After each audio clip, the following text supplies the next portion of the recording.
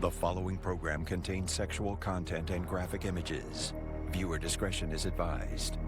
Today on an all-new Dr. Phil, inside a notorious religious sect. The adults would have the children dance in lingerie. The child survivors reunite. You say that you were taught that you need to be perfect. We would get weighed every morning.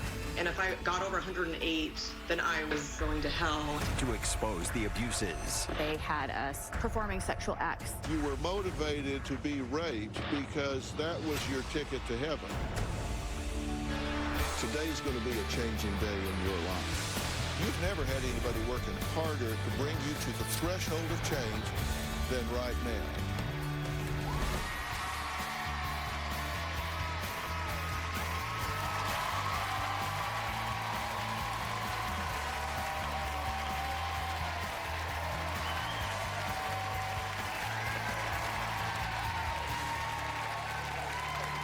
Today, more than 30 years after being rescued from what detectives and prosecutors classified as a dangerous and abusive cult, the child survivors of the Zion Society reunite right here on our stage. Some are seeing each other in person for the first time since being rescued decades ago. Now, on the outside, the houses that made up the Zion Society looked well-kept and normal. But survivors say hidden behind those doors was terrifying abuse. The group's leader, Arvin Shreve, claimed he was a prophet who heard the voice of God and that he and he alone had the power to save his followers from impending doom. The Zion Society compound in Ogden, Utah was raided in 1991. 30 of the victims rescued were children. Prostituting children in the name of God. The already bizarre tale of Ogden's polygamous Zion Society. Members of the society have been in court on child sex abuse charges.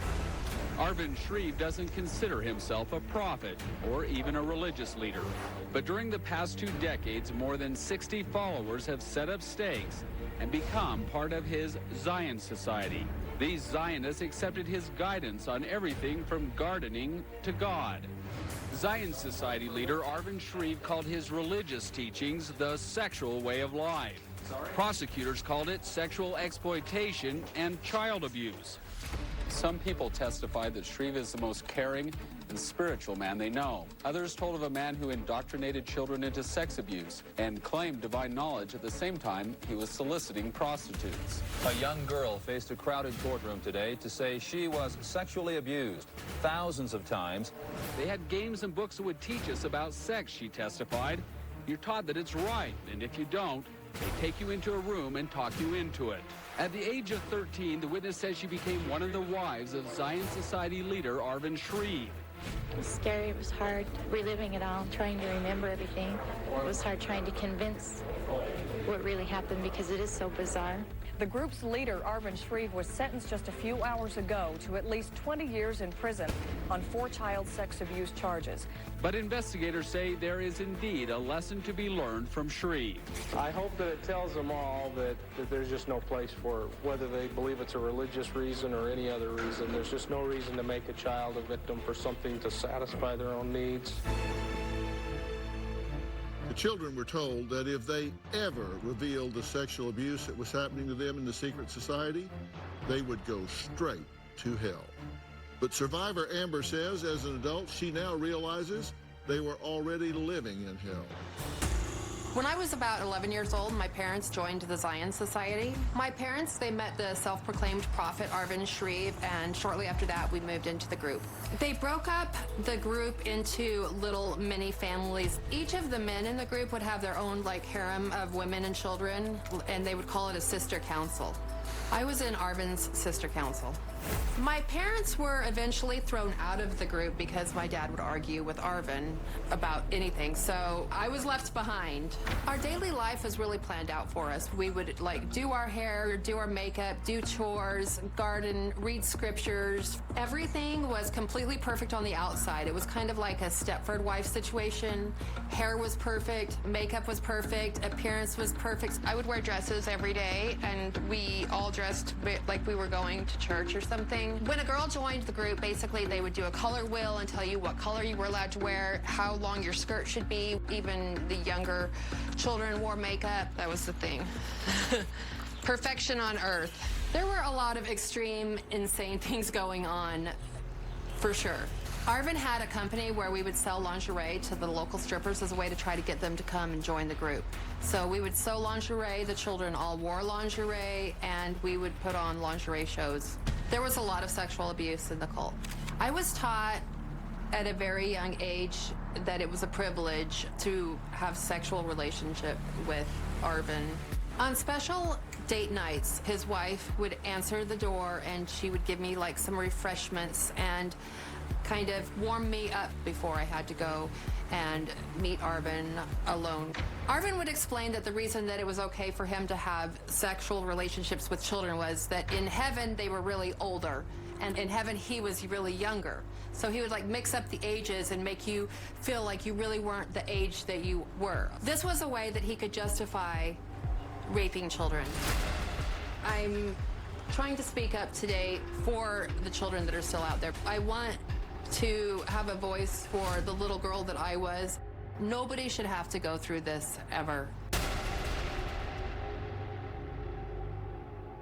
Well, Amber, it's good to meet you. Nice to meet you. And you talk about this, by the way, and I'm so appreciative that you're willing to do so, because this kind of thing has never stopped. I mean, there are estimated to be 5,000 cults operating in the United States at any given time. Right. Yeah. So it's still happening. Now, you were separated from your parents when you guys went into the cult, right? They Yes. They fragmented the family right away. Right. As soon as we joined, they separated the children from the parents, and sometimes they would even like separate the parents. I was separated from my sisters and my parents and put in a different home with other people so that they could really like train me and teach me what they wanted me to know. So they took away your foundation, they took away your ties, so you were isolated, Yes. which is the number one tool of the abuser, is to isolate their victim. Right. So they can start programming you and indoctrinating you. Yes. And what was that indoctrination? Well, the main focus was that we were preparing for the end of the world. This was pretty anti-government, right? This end Very of the world. off the grid, anti-government. They would train us on what to say if we were to, get caught. Right. And what did they tell you to say about the sex? The children were taught to have sex with each other, and also the children were taught to have sex with the adults. The adults would teach the children how to have sex and then put us like in a room to have sex with each other. Or like they would even take us out in a car where the adults would sit in a car and with the headlights have the children dance in lingerie in front of the headlights for them, trying to teach us about what they call the sexual way of life. And this was at what age? 11, 12, 13 was my age, but there were younger. And they taught us how to seduce, how to set up the environment for it. And we got a lot of praise and attention anytime we were to say a little sexual gesture or do something that seemed to be, sexy. And what was the sexual way of life? What did that have to do with doomsday? How did they merge these two principal tenets? Right. Well, Arvin, the self-proclaimed prophet, he would pick and choose who lived in which family, as ordained by God. He was ordained by God or whatever, supposedly, and God told him where to put each girl. And so he chose me for the Arvin group. And they're supposed to have sex with each other to stay bonded. I personally believe he was just trying to get us all so abused sexually from different people and types that it just became something we were numb to. Right. So you would just be compliant. Right. Yeah. Right. No resistance. Well, coming up, Amber was 13 when she decided she had to save herself. She barely knew the alphabet, but she found a way to look up the letters CPS, Child Protective Services, and found out their number. We're going to find out what happened when she did that after the break.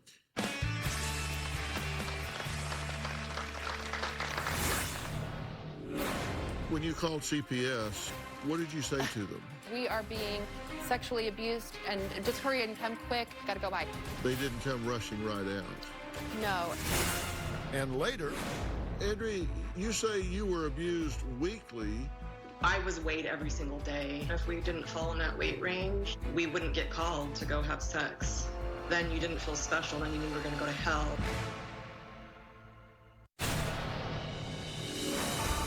Last month, 3 female members of the Zion Society pleaded guilty to child sex abuse charges. Authorities say all 3 women took part in lingerie shows to help convert new members to their way of life. But prosecutors say lingerie is the least of the group's worries. The things going on are much more serious than simply dancing or putting on shows. There's regular sexual contact taking place between the men and women in the group and children. Well, Amber was 11 years old when her adoptive parents joined the Zion Society. She says she was immediately separated from them and sent to live in a house filled with other young girls.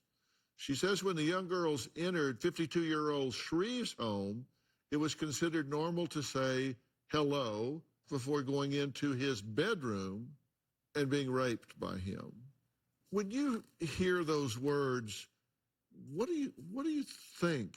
When it happened, all I could do is stay awake all night long and I just stared at like the lace curtains all night long without moving, because after the abuse we would have to like sleep in the same bed with him for the rest of the night. So I would just lay frozen and stare at the curtains and wonder about like what life was like, you know, in the outside world. And contact with the outside world was just forbidden, right? You weren't. Right. We were also taken out of public school. I was taken out of public school in the 3rd grade, so my education stopped right when I entered the 3rd grade. All the way up until high school, I had no education. I just kind of like had to try to figure everything out for myself. But the lingerie shows, they would also do those where the children would dance in lingerie so that we could sell the lingerie to the local strippers who were like single moms and broken and in hopes of them joining. Right. Did that ever happen? I don't know, because I was just sent out to strip for them and do the little show, and then I was sent back across the street, and I couldn't talk to anybody from the outside world on my own. Always chaperoned, always overseen by somebody else. Everyone in the group had to always have somebody else with them, and for me, because I was a little bit of a what they call, trouble. I had 2 people with me all the time, 2 women. How did you make this phone call, and what precipitated it? Well, when I was a little girl and I was being really abused by my adopted family, I was given a rag doll by somebody who left it on my porch, and it said, with a little note that said, "From someone who loved you." So I took that rag doll, and it really meant a lot to me, and they took my doll away. And when they took the doll away, I completely,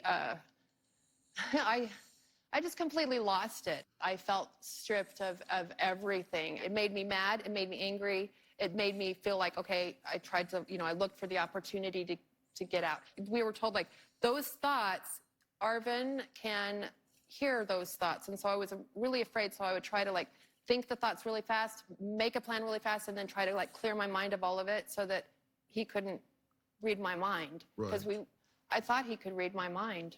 He had indoctrinated you so much that if you thought something, he would know it. Absolutely. They kept like extra tabs on me and would report back to Arvin often on me for things that I would want to do. As an example, when we got in there, they did a color wheel, and they would go over the color wheel and see what color God wants you to wear. And for me, it was peach. And I'm like, I hate peach. I don't want to wear peach. It's the worst color on me. I had to look to make sure if I'm wearing peach. But, and so every day I would have to wear something peach. When you called CPS, they didn't come rushing right out. No, and What did you say to them? I talked to them really fast. I said, "Hi, this is Amber. This is the address that I'm at, and we are being sexually abused here. We're supposed to be having sex with each other, and they're withholding food, and just hurry and come quick, and don't tell anybody that I called. Please, please, please, just don't tell anybody. Got to go by," and hung up. And then I waited, and I thought, like, okay, they're going to be here any minute to come and save me. And it took weeks and weeks and weeks until somebody finally did show up. And then when they did show up, the guys all came out again with guns and surrounded the social worker that came to get me, and they had to call the police and have a standoff. in order for me to, get in the car and leave with social services. We're going to add someone to the conversation when we come back. Natalie was also raised in the Zion Society, but she has a very different experience. She was Shreve's granddaughter. This is the first time she's sitting down with other survivors to tell her story. We'll talk to her when we come back.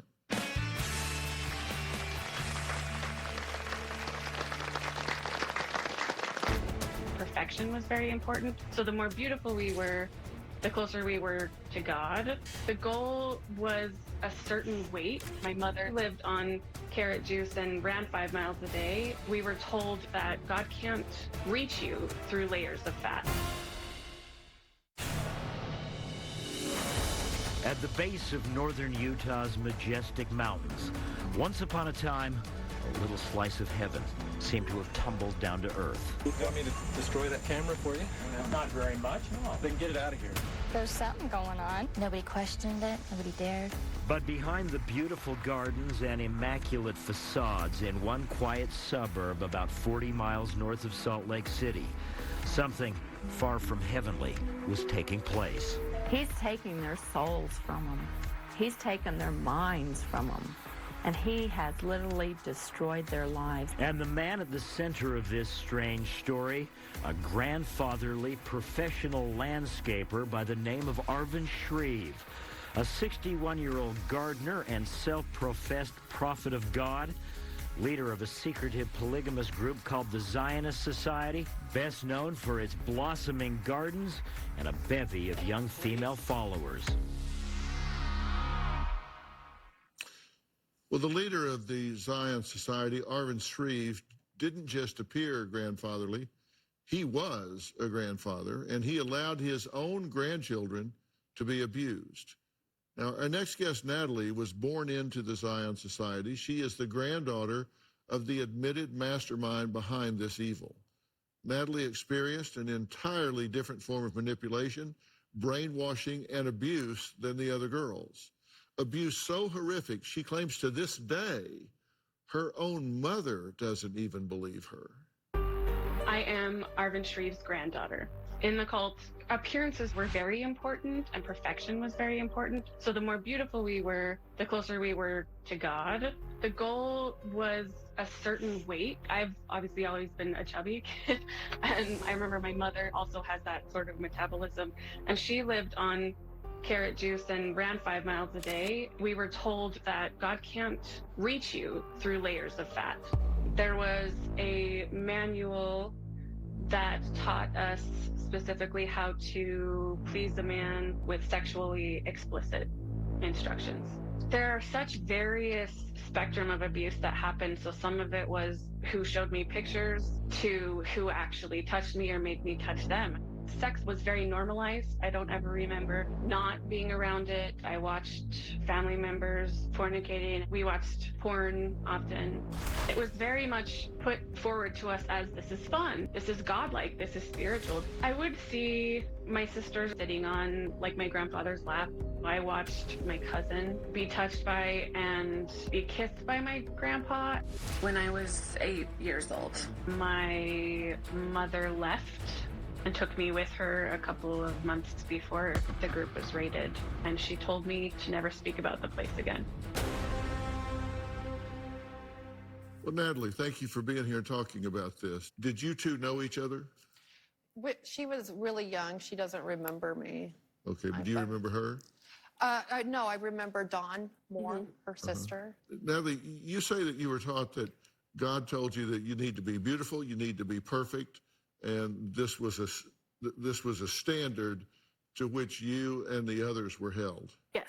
Oftentimes people would get weighed every morning, or, a lot of, I was told that I wouldn't be assigned to sister council until I lost my baby fat, kind of thing. Like I wouldn't be wanted by a man, or a husband wouldn't find me attractive until that happened. And so we would be weighed, even as 6, 7, 8, 9-year-olds.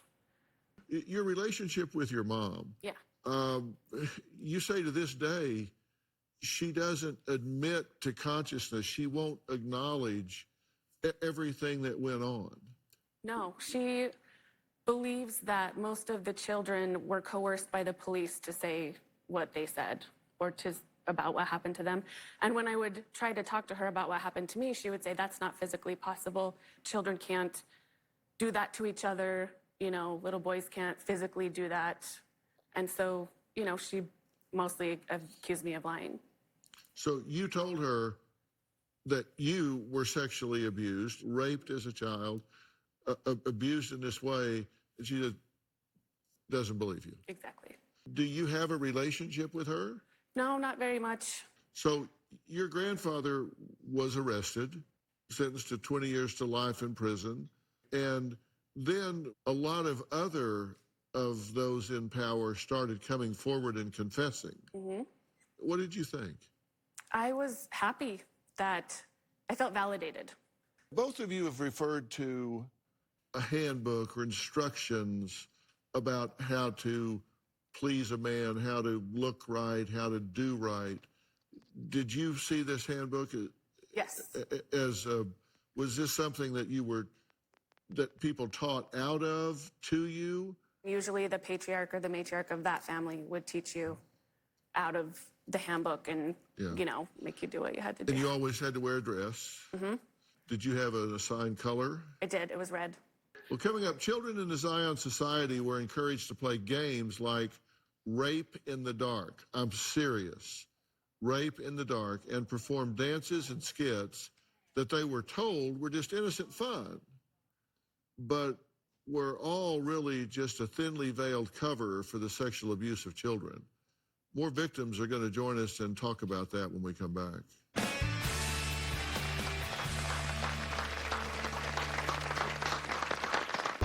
We were taught that no one outside of our group would understand what we did. I vaguely remember a game called Rape in the Dark.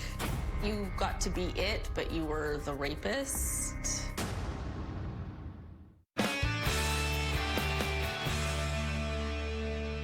The leader of the Zion Society may have died behind bars, but the trauma he inflicted lives on.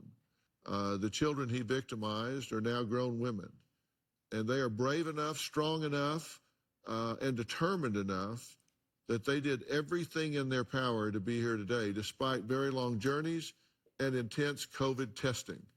Now, Dawn and Anessa wanted to be here in person with Amber and Natalie in hopes that it will help others. Take a look. I am the oldest grandchild of Arvin Shreve. The outside world referred to us as the Zionist Society. It was an end of days cult. We were preparing for the coming of Christ and the end of the world. I didn't really feel scared because we were touted to be the chosen people and we'd be safe.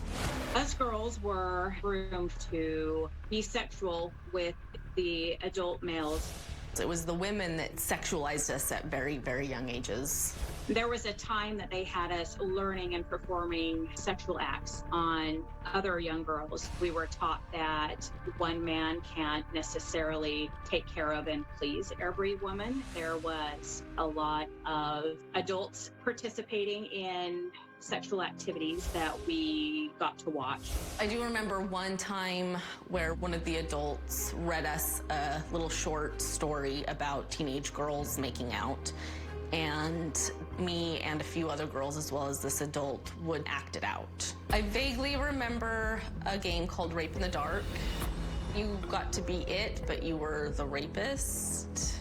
We were taught that no one outside of our group would understand what we did. They weren't close enough to God to be able to understand the concepts that we practiced and believed. My parents were a part of this group for its religious aspect. However, they were never involved with the sexual aspect of things. During the trials of those who were convicted, my mom got to listen to the stories of the sexual acts that happened, and she spoke of many times of walking out of that courtroom and throwing up. It's hard knowing that the man that was supposed to be your grandfather chose instead to be a monster. Well, joining us now are Dawn and Anessa, along with survivor Andrea, who is also joining us virtually. So, Andrea, thank you for joining us. Guys, you've been listening to everything we've been talking about so far.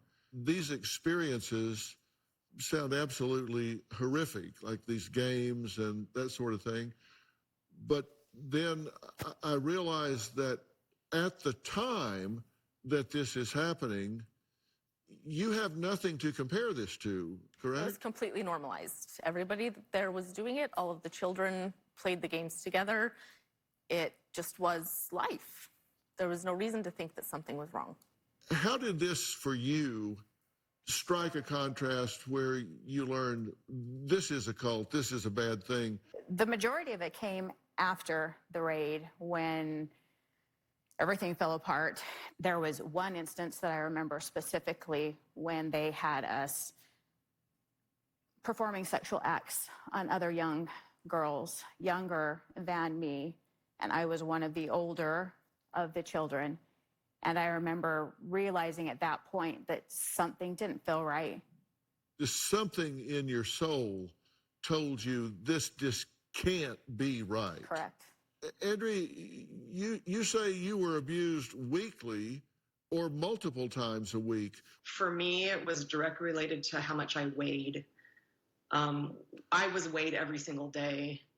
And if we had like a 3 to 5 pound weight range. And if I got over 108, then I was, going to hell, and I wouldn't get called to go have sex.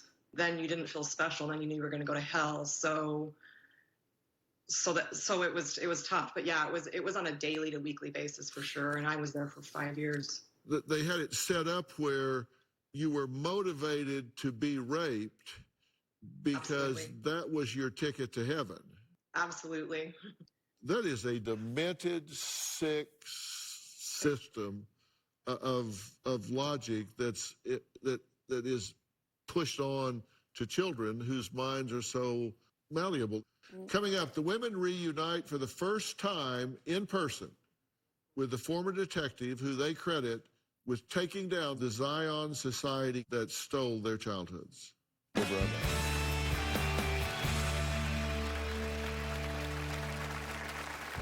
Arvin Shreve was a sexual pervert and a deviant who was predatory against children. Based on the initial evidence, there were more than 4,000 counts of sexual assault against the children based on their testimony. So this is the house where Arvin Shreve lived. That bottom window right there is where I was raped several times growing up. And then across the street right here, this is the house that I lived in. The lingerie shows were like up in this living room right here. So surreal. Well, that was Amber and Dawn returning to the compound they called home for many years of their childhood. They sent that video to Mike King, a man they credit with saving dozens of other children like themselves. In 1991, Mike was a detective in Utah, and this case just came across his desk. It has haunted him for 3 decades, including up till today. I served as the lead investigator of the Zion Society cult, and I led a team of 70 officers one morning in the raid of 10 homes in a northern Utah subdivision. This was an incredibly complex case that involved over 100 adults and 32 children who were being victimized daily. We found semi-automatic weapons in secure places. The cult leader, Arvin Shreve, fled the scene, but he was captured a week later, about 300 miles away from Salt Lake. Arvin Shreve was reported to be a former member of the Latter-day Saint faith. What he really was a sexual pervert and a deviant who was predatory against children. Based on the initial evidence, there were more than 4,000 counts of sexual assault against the children based on their testimony. Who taught about the sexual rape? Over the course of the following year, 12 individuals were charged and found guilty of sexual crimes against children. Arvin Shreve was sent to prison for 20 years to life. Eventually, he died in 2009. I am really looking forward to seeing these kids. It's been 30 years, and there's never been a day that's gone by that I haven't thought about them. No child should have to go through what they went through. And they are the true heroes because they survived and they beat this guy. Well, former Detective Mike King joined us now. He's the owner of an investigative firm called Profiling Evil and host of the YouTube show of the same name. He's working on a book about his experience, and it's called Profiling Evil, an investigative memoir of the Zion Society cult. So, Mike, welcome. Thank you, Dr. Phil. Wow.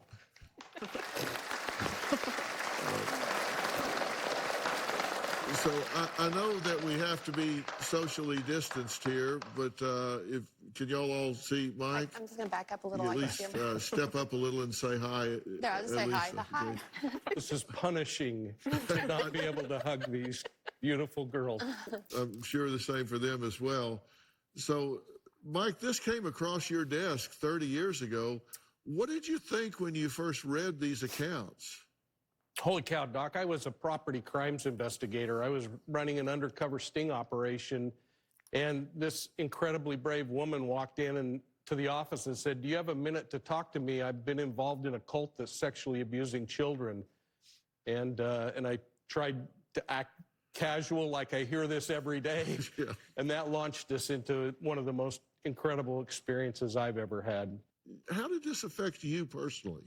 I was incensed. I don't know how any investigator doesn't associate with things they're experiencing in their own life anyway. You know, I looked at my children who were similar in age. I couldn't imagine that this was even possible, that a parent would do this to a child. It just didn't seem possible, Doc. After Shreve was caught, arrested, and imprisoned, then people started coming forward, supposedly at his direction. We were fortunate in getting a full confession from him. The appeal that this would avoid the embarrassment of this going out, the fact that we had physical evidence, we had eyewitness testimony. I mean, we had solid cases against these people. And so for him to say to them, go in and confess, was a way to minimize what might happen in the public eye. Next, the prosecutor who handled this case says when his office finally got enough evidence to remove the children, he could tell they were trained not to speak. Well, they're speaking now. They're not silent anymore, and we're going to meet him when we come back.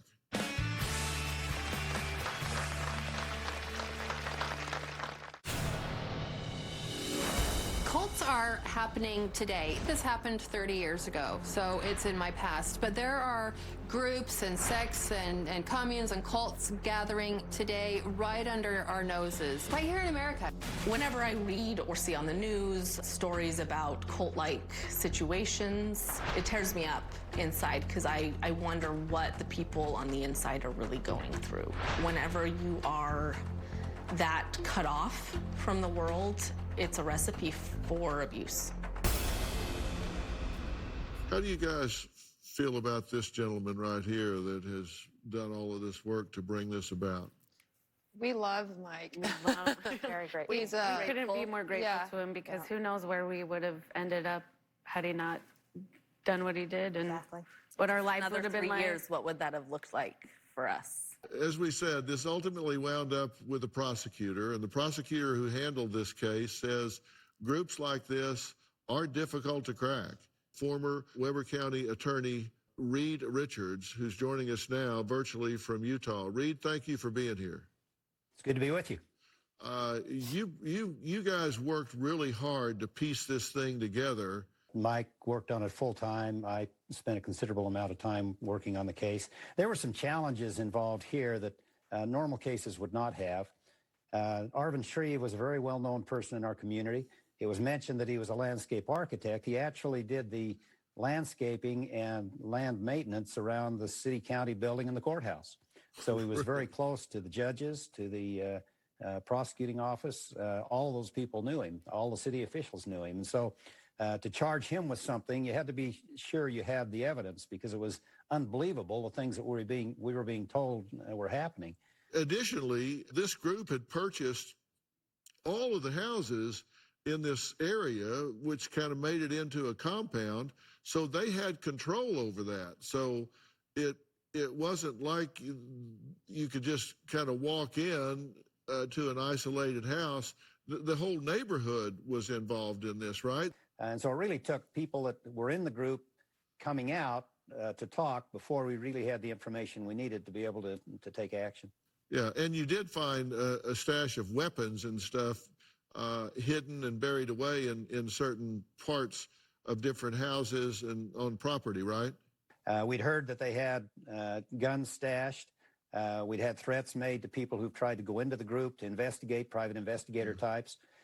So to avoid those kind of problems and having it erupt into a mass disaster, we organized, and Mike was the lead in this, organized a group of police officers, a large number, I think it was something like 70 police officers and CPS workers, Child Protective Service workers, that went in early in the morning, 6 o'clock in the morning, and went into 10 of the houses, the main 10 houses that were involved, and secured the location before there could be any disruption. These are some of the strongest women I've ever met, and despite their childhood trauma, they have each found their own way to heal. Amber has found a way to actually find humor in her pain, for example. We'll talk about where these women are now, where their lives are now, when we come back.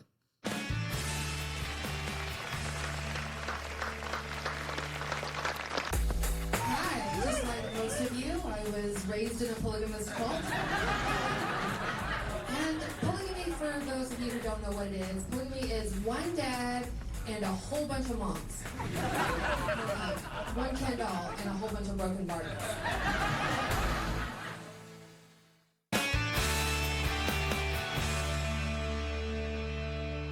One of the things that I find most impressive is that all 5 of you have found a way to overcome what has really been developmentally disruptive in your life. I wrote down some things that each of you said.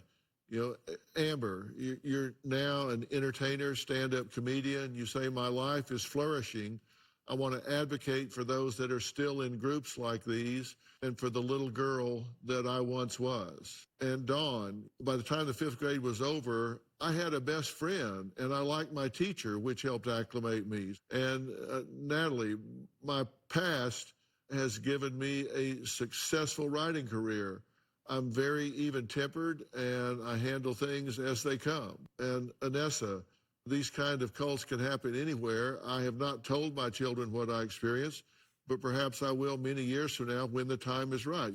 And Andrea, the transition into the real world was rough, but eventually I learned to have a somewhat normal life. I chose to write my graduating thesis on why people join cults. I really admire all 5 of you for what you've done. Thank so you. God bless you all. I want to thank all of my guests for being here today and sharing their stories. By sharing what they went through here today, they're showing other victims of abuse that they are not alone. I also want to give a special thanks to Mike King, who after 30 years helped orchestrate all of these survivors coming together. So thank you very much for that. Listen, don't forget to check out Profiling Evil on YouTube, and his book, Profiling Evil, an investigative memoir of the Zion Society cult. Now that will be out in the spring. You can pre-order it now, but we'll remind you of it at the right time. For more information about today's show, log on to drphil.com. You can follow me on Facebook, Twitter, Instagram. Don't forget to subscribe to Robin's podcast, I've Got a Secret. She talks about a lot of stuff that really matters. So, guys, thank all of y'all for being here. Mike, thank you for being here. And Reed, thanks for taking the time to talk about prosecuting this very, very important case. We'll see you next time.